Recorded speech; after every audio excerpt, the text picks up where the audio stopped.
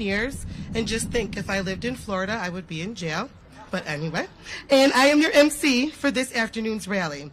Thank you for coming and joining us as we come together and fight back. One more I want to say, okay. Our public schools are under attack, and so is our children's future.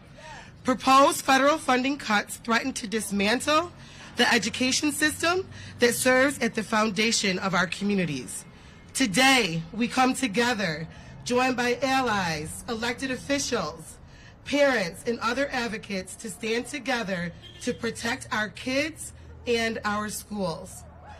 It is now my privilege to introduce the president of our union, my union, the New York State United Teachers, Ms. Melinda Person.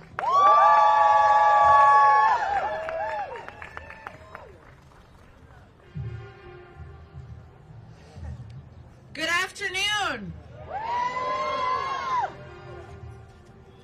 It is great to be here with my NYSED family, our union siblings from PEF and the AFL-CIO.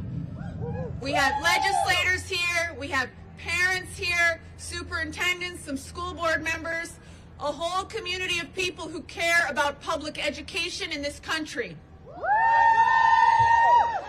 We stand here today as part of a national day of action.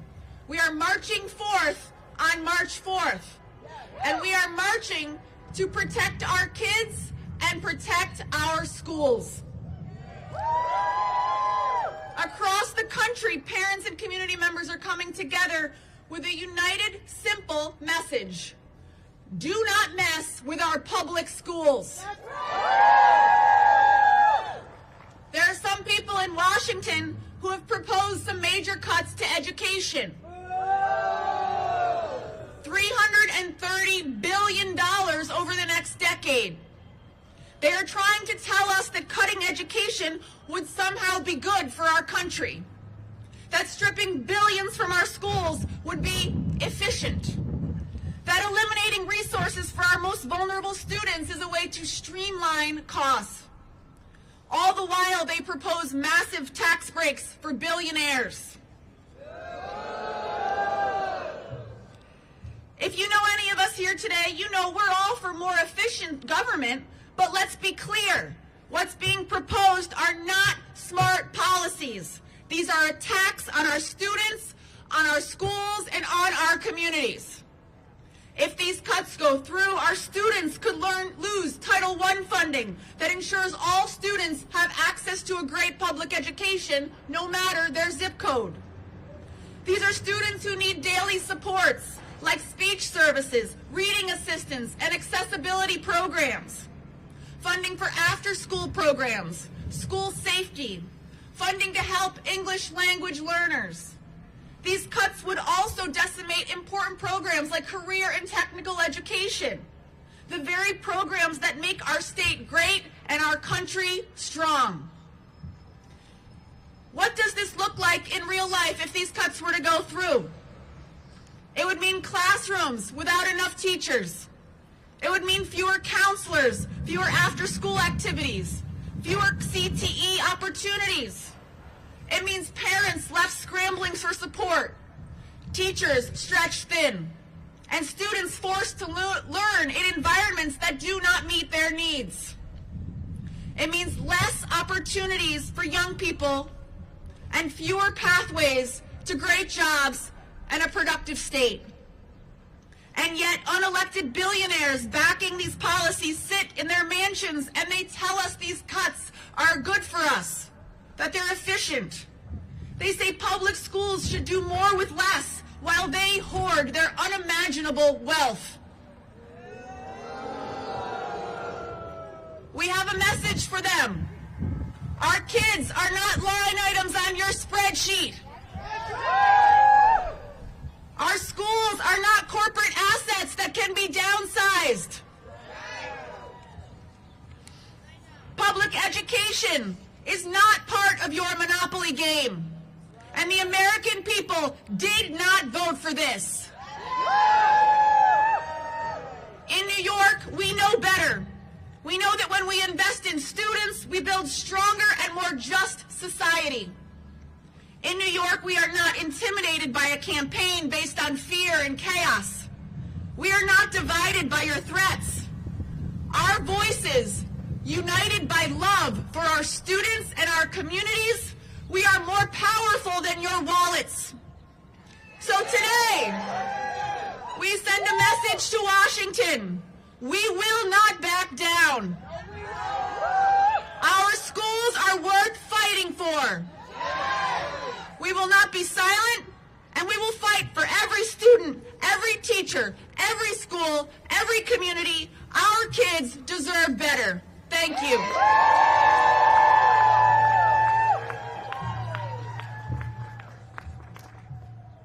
Thank you, Melinda. It is now my honor to introduce someone who is fighting for kids, educators in our schools on the national stage, each day and every day. The president of the American Federation of Teachers, Randy Weingarten.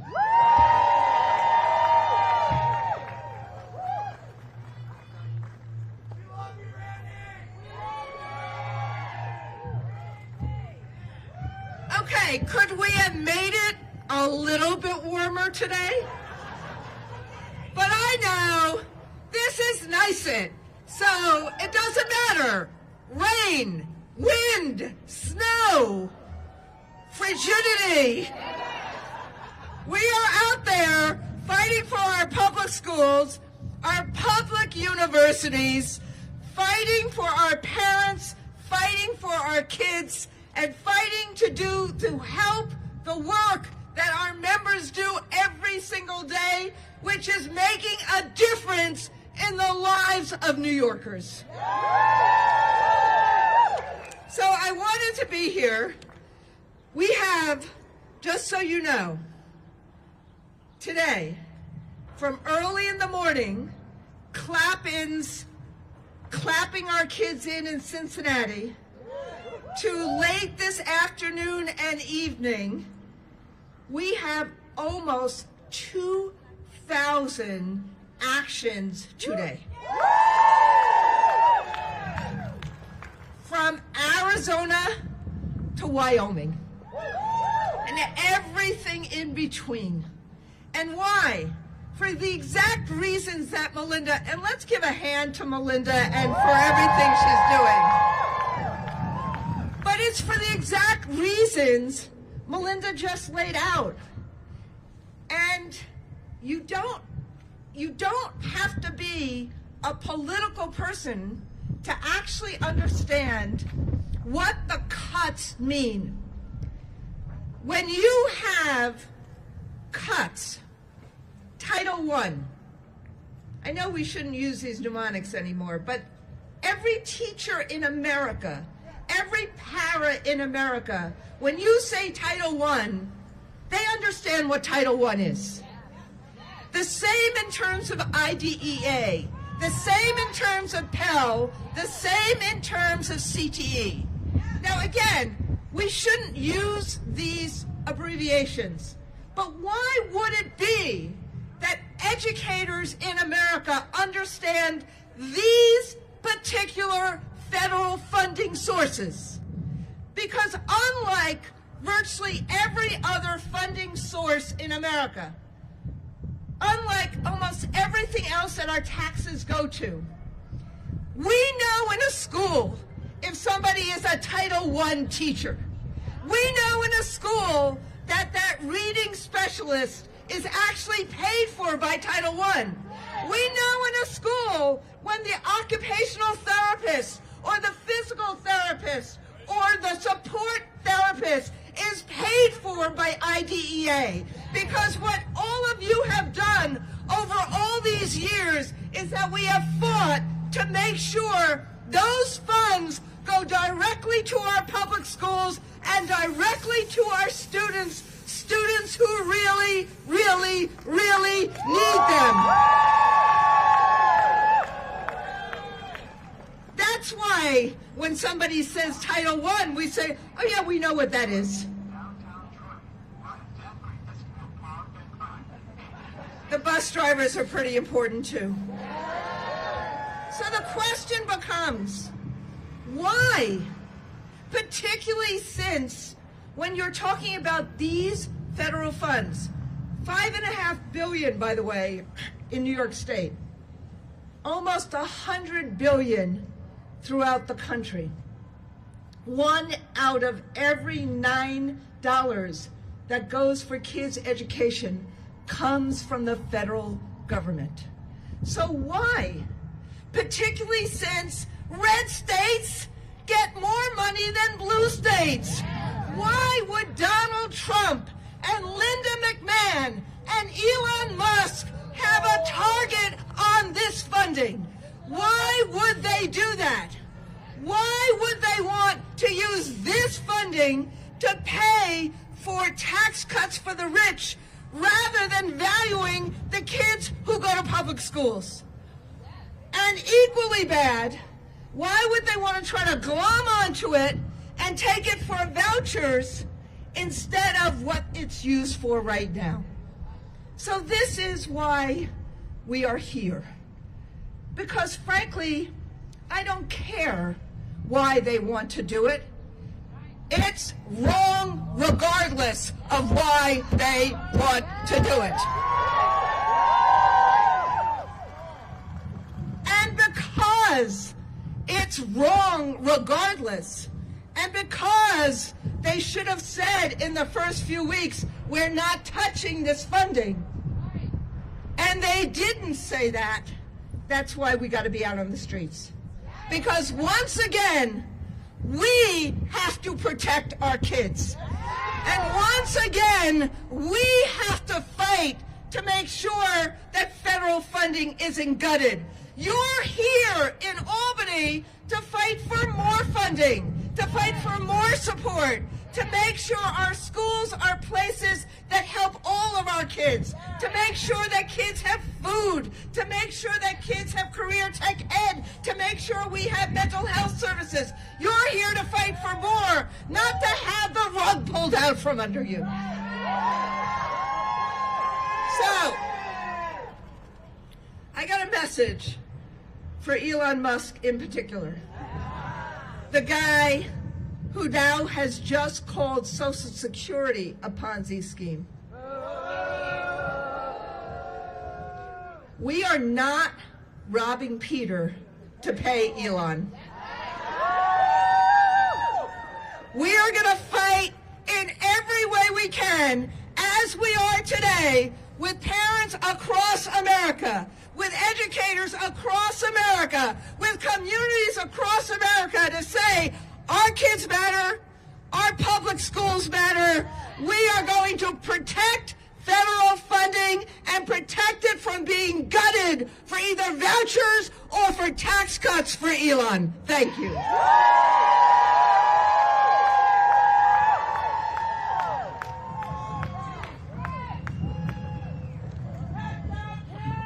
Thank you, Randy. Can we give Randy another round of applause? So our next speaker is Mario Salento. He is the president of the New York State AFL-CIO, which represents 3,000 affiliated unions and 2.5 million members, retirees and their families. He has been and continues to be a staunch supporter of students, educators, and support staff. Welcome, Mario. Thank you. Thank you. I am here on behalf of the 2.5 million members, the 3,000 local unions of the state AFL-CIO, and I have one very simple message today. It's very simple. The labor movement in this state and across this country will always fight to protect our public schools. We will always fight to protect our public education system, and we will always fight to protect our children.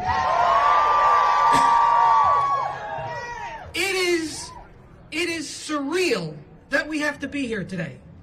Think about it. It is surreal that we have to hold a rally that is titled Protect Our Kids. As if, as adults, we can't agree, regardless of who we voted for, and regardless of what party you're part of, that we have a responsibility to our children to provide them an education and to provide them with a better life and a better future. It's surreal. It's also surreal for this reason. In the 250 years of this country, upon taking office, every single president, regardless of their party, has promised one thing: to create jobs and grow the economy. Every single one of them. Create jobs, grow the economy, regardless of what your party is. This president has proudly said, I want to cut jobs, millions of them, and ultimately decimate the economy. It's insanity. It's insanity. It's also surreal that it seems as though the co-presidents seem to be taking pleasure in this. They seem to be taking pleasure in the fact that they want to defund our public education system and cause millions upon millions of our children to have a poorer future and put millions of people out of work. That's surreal. It goes without saying it should.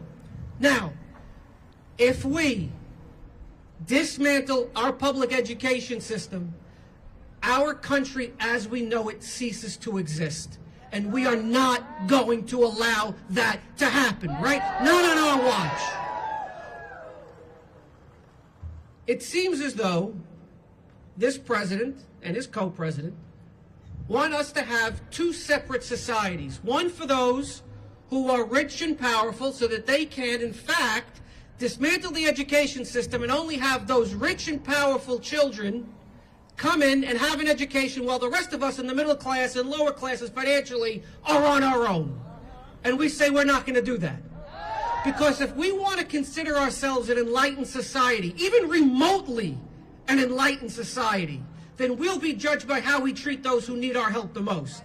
And we should all be able to agree that our children need and deserve our help above all else. So I will say this, as a movement, we will always fight for what we know to be right and just and true.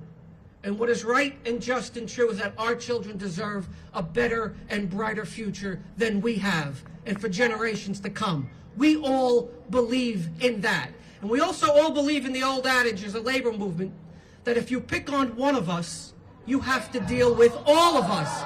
Well, if this president wants to attack our children, they have to be ready to fight with all of us across this country. So, just remember, we have the power. It may not feel it sometimes, it may not look like it, but we have the power. That when we stand together and join together and fight together and raise our voices together, we have the power to save our schools. And we have the power to save our public institutions. And we have the power to save the future of our children. And we have the power to save this country and to save our democracy. That's what this fight is about. So, let's just make sure they understand where it is that we stand. Are we going to stand together? Are we going to join together? Are we going to fight together? Are we going to raise our voices together? Just please, always stand tall, stand proud, stand united. Don't let anything stand in our way, because together we will win this fight for our children and for our country, and it'll be because of each and every one of you. Thank you, everyone.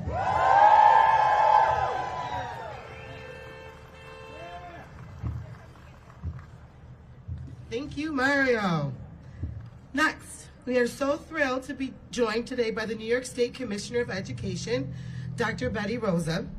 Dr. Rosa has a long history of working on education issues and policy, both within New York City School District and within the Board of Regents. We are so grateful to have her here as an ally and a friend in the fight to protect our kids and our schools. It is my pleasure to introduce Dr. Betty Rosa.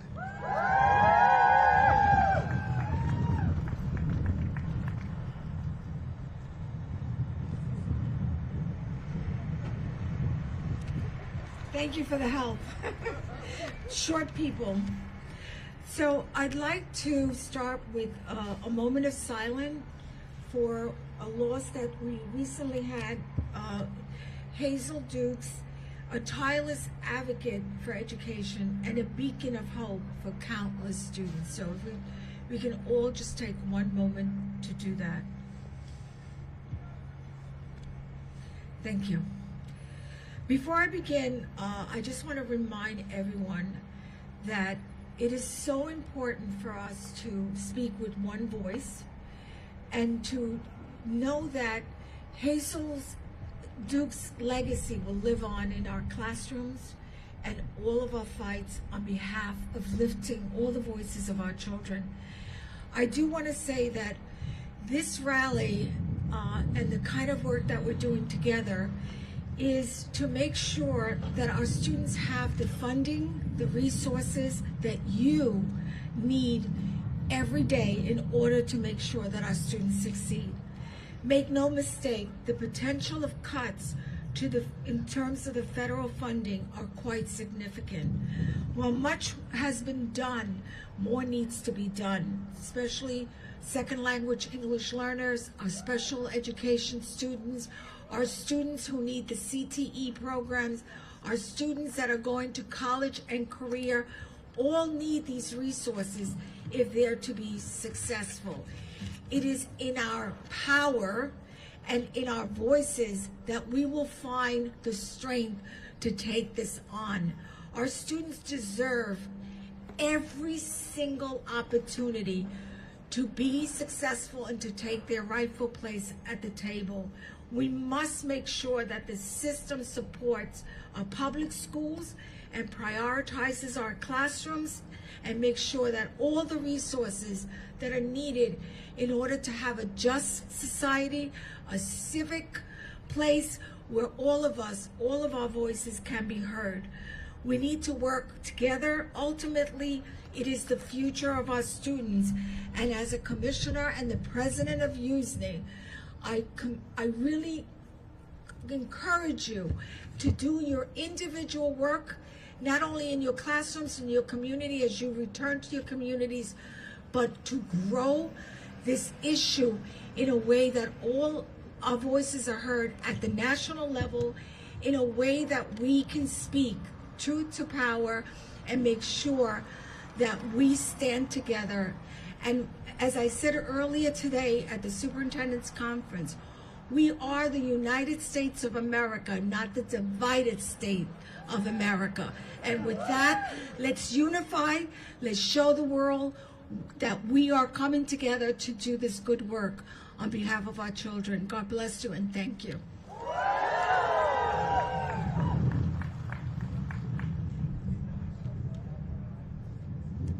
Thank you again, Commissioner. It is now my pleasure to introduce the President of the Public Employees Federation, Wayne Spence. PEF represents 54,000 state employees in professional, scientific, and technical titles, including members of the State Education Department, which will be directly impacted by the closure of the Department of Education. Please welcome Wayne. Our teachers out in the cold? All right, usually it's in the house, but it's in the cold. But we're here, and I'm telling you, it warms my heart. So, Title I that you heard Randy talk about, and public education. And I'm talking to those folks who might not understand what that means, because I gotta tell you, as a president of a union with a lot of people, I just kept hearing public schools, so I'm thinking about my grandkids, and I'm thinking about what happened with my kids and my friends and family from my neighborhood. I never really put it together about its direct impact on the members that I represent in state government. Not just the people at the state education department, but I represent the actual teachers for the school for the deaf and the school for the blind. And they have performed many times at our conventions when they've done some remarkable things. And I also represent teachers that work in juvenile justice facilities. That's Title I. I represent teachers that work in the Office of Mental Health for kids who are dealing with mental health issues, are in a residential setting. Title I.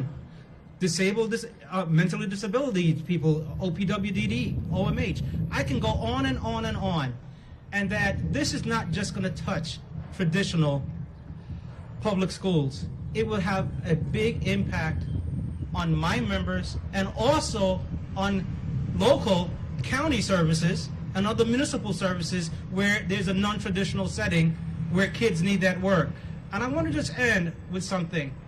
My daughter, who's now 25, has her master's degree in accounting.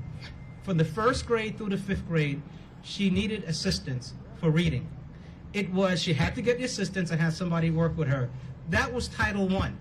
And if it wasn't around, and she did not have the funding, the school didn't have the funding, public school, Freeport Public School, nobody would have figured that out. And I suspect my daughter would have gotten lost in the system. And I suspect that she would not be that proud person with her master's degree in accounting. And that, I am glad that Title I was there and those services is there. And I cannot say enough that we need to make sure, pay forward, do not let them take back what we have had for granted. Thank you very much. We're not going to let it go.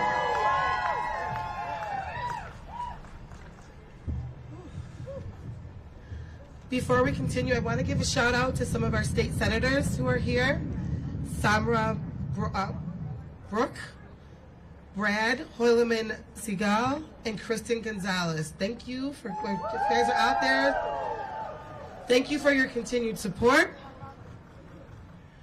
This is our next speaker is Kyle Belakopitsky.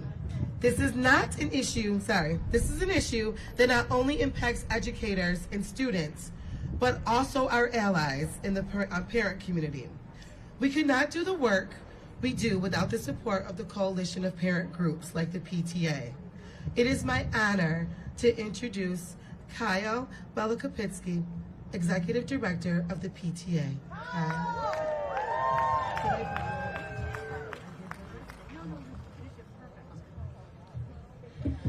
I am Kyle Belakopitsky, Executive Director of the New York State PTA, and I'm proud to represent our 225,000 members here today in our school buildings. And most importantly, our 2.6 million public school children, because they matter. New York State PTA is a partner with our teachers, our school-related professionals, our educators, our superintendents, our principals, and our amazing school staff to measure our mission for children and to support every child with one voice. And we need DC and everyone to hear us loud and clear. Together, we must support student mental health. Are you with me? Together, we must support our highest needs schools and students. Are you with me? Together, we must support all of our more than 700 school districts and our 2.6 million school children. Are you with me? Together, we must support speech services and reading services and occupational and physical therapy and all of our students with disabilities. Are you with me? We must support CTE and BOCES programs and P-TECH programs and early college and career pathways. Are you with me?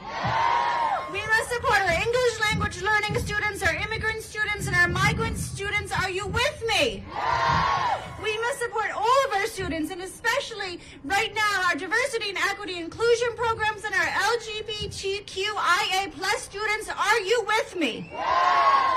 Every parent and every family has a dream for their children, and it's our job to help them because we are the dream makers, educators, parents, teachers, leaders, superintendents, and principals in our school building. You are amazing teachers, our school-related professionals, our educators, our principals, and our superintendents. You make a difference each and every day in the lives of our children. You support our children 24/7, 365 days a year, because that's what you do.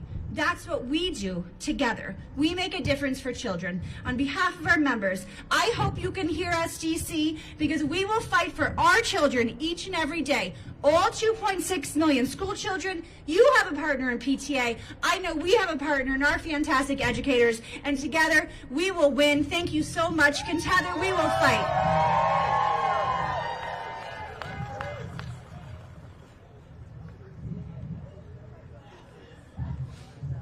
Ooh, thank you. Next person I'm going to introduce is Lars Clemenson. It's my privilege to introduce him as he's superintendent of Hampton Bays and the president of the New York State Council of School Superintendents.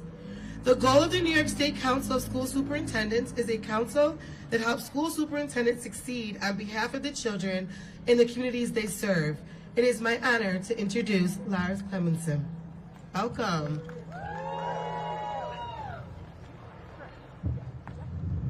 Thank you. promise of public education is being threatened today. It is a promise that we benefited from when we were children, right? It is a promise that we provide to our kids every day. Am I right? Which kids do we serve? We serve all kids. When we say all, we mean all. All means all. Our special education students, feeding students, students' mental health, students' civil liberties and civil rights protection, Title I, critical services across our school buildings, from Montauk to the North Country, through all of our cities, out to the southern tier. The promise of public education is under attack. And when we say we fight for all stakeholders in public education, mostly our kids, we mean all means all. We will make sure to take our stories inside this Capitol, where we have allies fighting for us, down to Washington, D.C., to tell the story of New York. We are New York, where the cornerstone of our state is our public education system. It is our public school teachers. It is our parents, our paras, every person that works together to support public schools and children. We are in this together.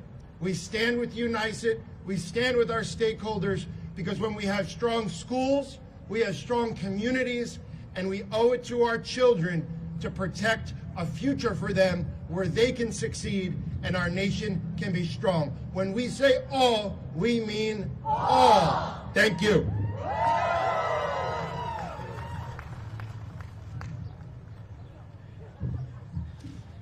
Okay. Our next speaker is Kayla Mumtaz. She's a Legislative Affair and Community Engagement Specialist. It is my pleasure to welcoming an organization that we work with regularly on educational policy issues, the Alliance for Quality Education. I'm very happy to introduce Ms. Kayla Mumtaz.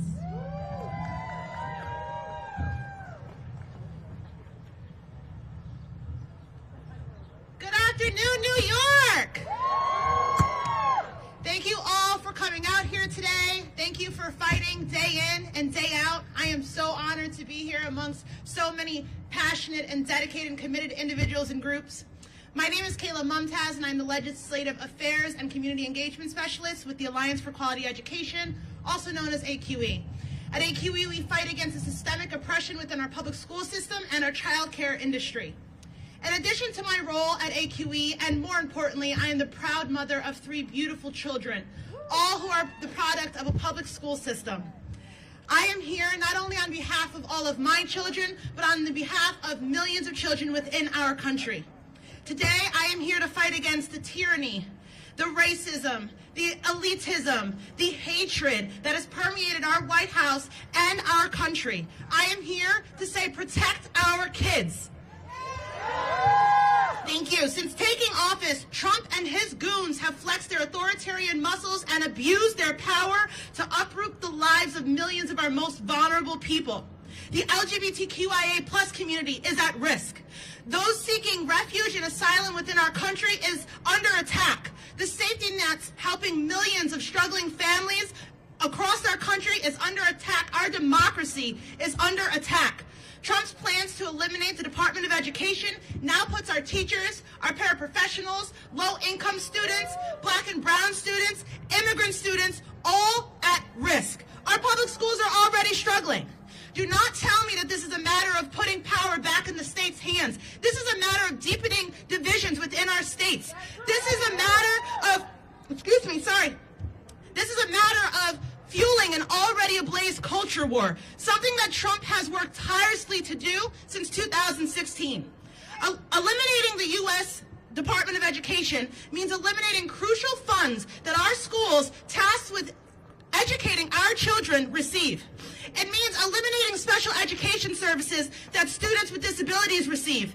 It means eliminating civil rights protections within our schools. It means eliminating the U.S. government's commitment and obligation to ensure that our students all receive equitable educational opportunity. I don't know about you, but the quality of my child's education should not depend on where I live or how much money I make. Our students, especially those with the highest needs, deserve more. The future of our nation depends on it. Together, we must stand up and fight for our children, our nation, and our schools. We must work to end the systemic racism and economic oppression within the education system that this administration so obviously supports. We must do this now. Thank you.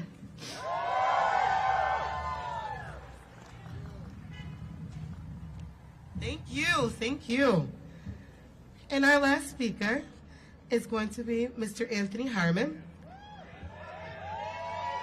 Anthony is the International Executive Vice President of the Coalition of Black Trade Unionists and the President of the New York City branch of the NAACP.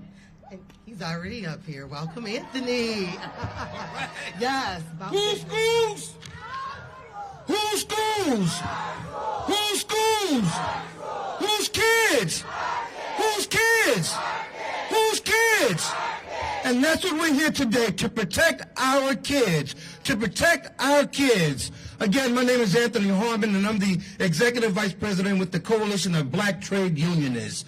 Some of you may or may not know about the organization, but it's an organization within the AFL-CIO that seeks to build bridges between labor and communities of color. And we're here today to say that we stand with you, teachers. We stand with you, parents. We stand with you as we work to protect our kids, to protect our schools, to protect our kids, to protect our schools. When public schools are under attack, what do we do? When public schools are under attack, what do we do? When public schools are under attack, what do we do?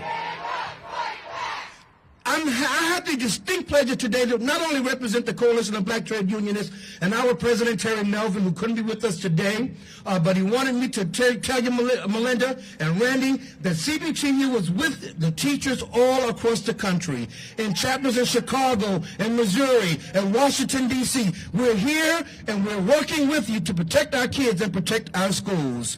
Doubly, I'm representing the NAACP today, the nation's oldest and boldest civil rights organization of our time.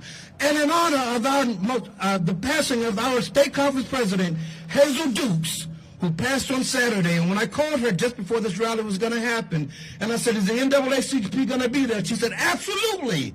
We're going to be protecting public education. We were there in 1954 with the Brown versus Board of Education. We're here today, and we're going to be there tomorrow. Who's schools?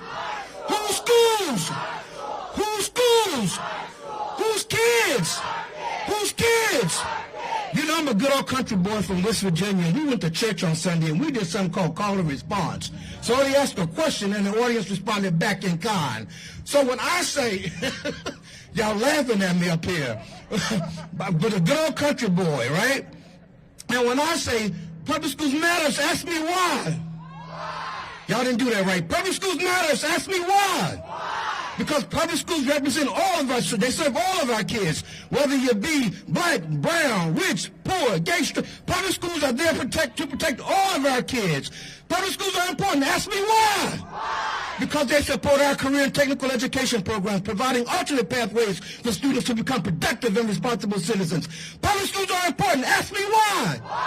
Because regardless of your income, regardless of your last name, whether it be O'Malley, O'Shea, Gonzalez, Rodriguez, Harmon, public schools matter because it's for all our children. All our children. Whose kids? Whose kids? Whose schools? Whose schools? We are here today. We're going to be here in the future. Have a good day, everybody, and continue to keep up the fight. Fight, fight, fight.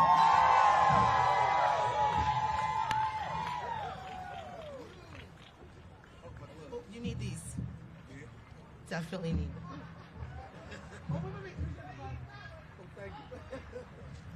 Okay. Well, thank you all for showing up today with your passion, your voice, and your commitment to our students and our schools. This fight to protect public education, to stand up for our kids, is not just today. It's every day. And it's going to be a long fight. But we will not look back down. We will not be silent. and we will not let anyone undermine the future of our public schools. So one more time, let's take this energy and solidarity and turn it into action. So when I say protect our kids, you respond with protect our schools. You ready? Protect our kids. Protect our kids. One more time, protect our kids. Thank you, NYSET. Thank you, everyone that came. And in solidarity, we're going to keep it moving and keep fighting. Thanks, guys.